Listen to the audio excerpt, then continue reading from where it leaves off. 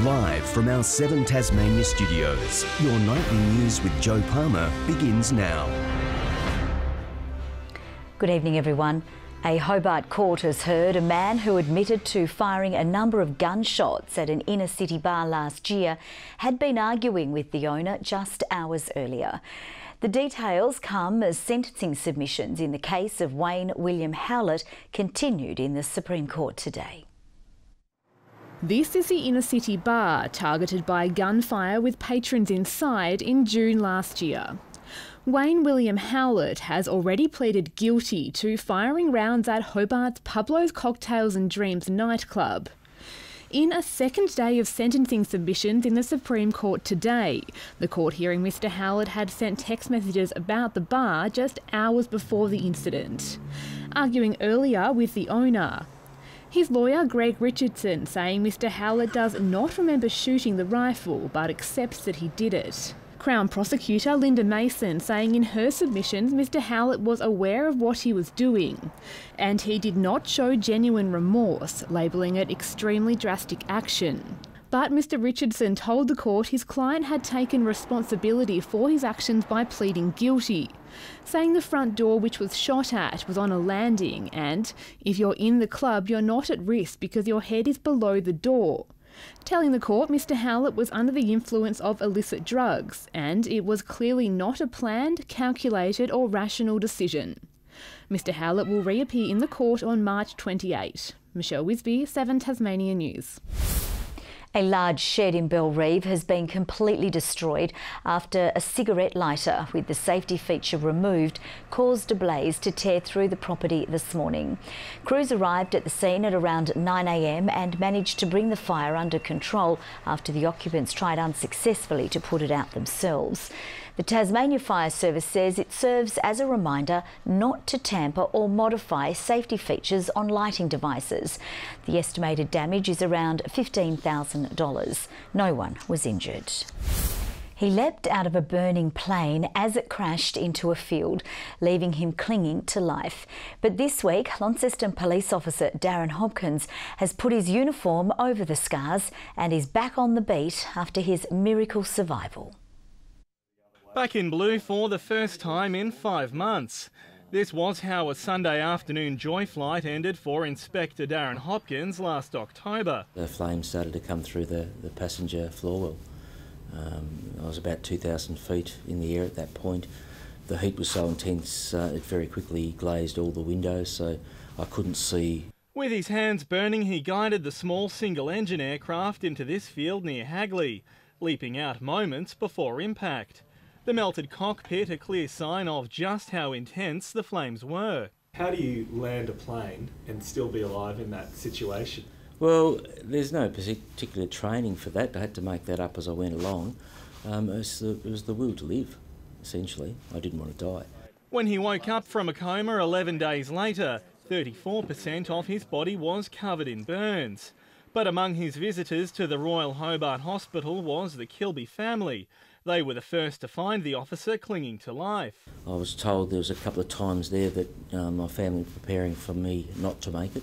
But he did, although it's not his first brush with death over his 33-year career. A 1996 drug raid in Sheffield left him badly wounded. 9 days ago, 28-year-old detective Darren Hopkins was blasted in the back by a shotgun booby trap. People coming back from the wars and shrapnel and so forth, and it doesn't seem to bother them, so hopefully it'll be the same. For now, he's making short work of his return to the force. Just 4 hours a day over 2 days a week. As for returning to the sky, well, the inspector might have to listen to the boss on that one. The heart says yes, we'll be back into it as soon as possible. The mind says no way, not yet, and the fiancé says definitely not. Sean McComish, 7 Tasmania News. A pilot program offering free preschool for eligible 3-year-olds has officially started across Tasmania. The state government is now one step closer to launching the full initiative aimed at giving toddlers the best possible start to their formal education. All eyes and ears on the teacher. These budding toddlers are getting a hands-on start to their education. What we're celebrating today, of course, is a nation leading program where we're providing free preschool for 3-year-olds within our community. And today they're taking part in a series of pilot programs across the state, right here at the Good Start Early Learning Centre at Claremont. It's the first phase of a $2 million government initiative to be fully rolled out next year. Eligible children able to access 10 to 15 hours of free learning every week. Quality, play-based, inquiry-led learning, engaging our kids earlier in free preschool will set them up for a great education for the rest of their life, essentially. For educators like Mary Bosco, preparing children for school is crucial. I think it's very vital for every children, including 3 years old. And from 3 years old, that's when they start to learn a lot, especially getting them ready for school. And she's eager for her own 3-year-old to access the program. So that will be a great thing for Brian, and that will also help him to build on his social emotional skills, which is one of the things that school focus on. The initiative is also being piloted in Devonport, Launceston, the Derwent Valley and Kingborough this year. Ruby Kamain, 7 Tasmanian News. The state's housing crisis is once again in the spotlight, with a new report revealing the rental vacancy rate in Hobart is the second worst in the nation. The Real Estate Institute of Australia reporting the rate is at 1.5%, and Labor says this could affect struggling Tasmanians. People on a low income have very little chance of finding a house in the rental market today. It means that people are queuing up, 200 or 300 people sometimes looking for the same rental property. So that's why we've had a housing summit some 12 months ago. A number of recommendations were thought through with a range of stakeholders, and that's why we're acting on those recommendations. The report also revealed rental prices for a 3-bedroom house in Hobart has risen by 7.9%. They're a working breed and are often used as fierce police and guard dogs, but a Tasmanian woman is eager to change the perception German Shepherds have in our communities. She's opened the state's only specialised rescue centre for the dog breed on her property, which has so far rehomed close to 130 animals. When Zar first came here, he was so badly matted he could hardly walk. Although his previous owners loved him, they didn't understand the level of care the long-haired German Shepherd needed. They do require a lot of grooming, and we took him to the groomer hoping that she might be able to salvage it, but unfortunately he was just too badly matted, so we had to shave him. Sadly, he also has degenerative myelopathy, a fatal condition the breed is prone to. Basically, the back end shuts down, the nerves just start to not work. He's one of 12 currently under Trudy's care. Buddy is another, the now fun-loving and happy Shepherd Cross Husky. This guy needed us. He was a welfare case, a social case. He was missing all the fur from his chin to his chest, and a lot of his body fur as well. Trudy has seen dozens of cases of neglect and abuse over the years and says it's heartbreaking. They're a beautiful breed. I love them. They've done so much for us, and they've done a lot for me in my life. So if I can repay that in any way, I'll do it. It's Tasmania's only rescue centre set up specifically for German Shepherds. It's run on donations with passionate volunteers helping out. This week, that's been from a group of local plumbers who've installed some new taps and water bowls, as well as updating the kennels. My son has a German Shepherd, so yes, we do have a German Shepherd, so yeah, I do like them. So I guess when the opportunity came up to be working with German Shepherds, I thought, well, that'd be great. It's now hoped Tasmanians will fully research the breed before buying a puppy to end the cycle. Not everyone can have a dog like these, so there she purposely goes about finding people that can rehome them and give them a great home going forward. Jessica Moran, 7 Tasmania News. Launceston's Albert Hall has come alive this afternoon with the Tasmanian Symphony Orchestra putting on a show.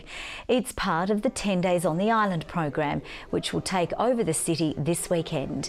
Today's performance was the classic children's tale of Peter and the Wolf.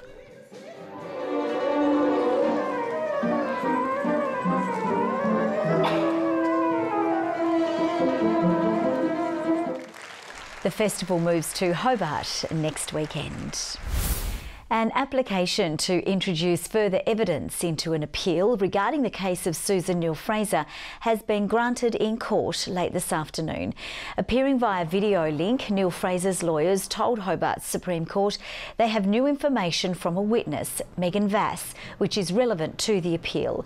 Neal Fraser was convicted of murdering her husband, Bob Chappell, in 2009, and the court in the current appeal is looking at whether there is sufficient fresh and compelling evidence to justify reconsidering Neal Fraser's conviction. Ms Vass was a homeless 15-year-old at the time when her DNA was found on board Mr Chappell's yacht. Lawyers today seeking leave to file an affidavit sworn by Ms Vass. The case will resume on March 21. After finishing 2018 dead last on the TSL ladder, North Hobart could be the big improvers this season, having shown promising pre-season signs, while Clarence coach Jeremy Webberley says don't expect to see much from his side in the early stages of the season.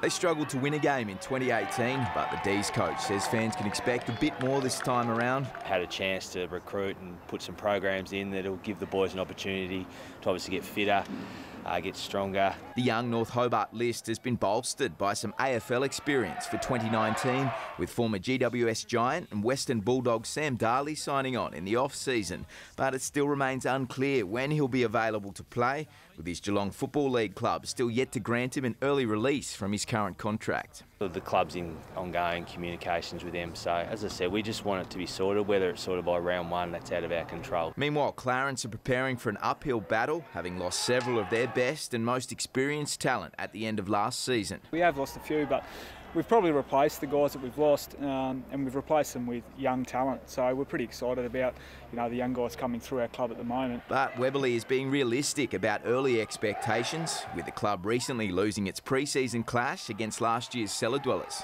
I think we're going to be a pretty good team, but it is going to take a little bit of time for us to get up and moving. North Hobart take on Lauderdale on March 30, with Clarence set to open their account against reigning premiers North Launceston in round 2. The Tasmanian Tigers have been left with a massive mountain to climb in their Sheffield Shield clash with Western Australia at Blunston Arena, with the home side back in bat and none for 54 a short time ago at Stumps. The Warriors began day 3 with a healthy 172-run lead and wasted no time building on it thanks to Sam Whiteman.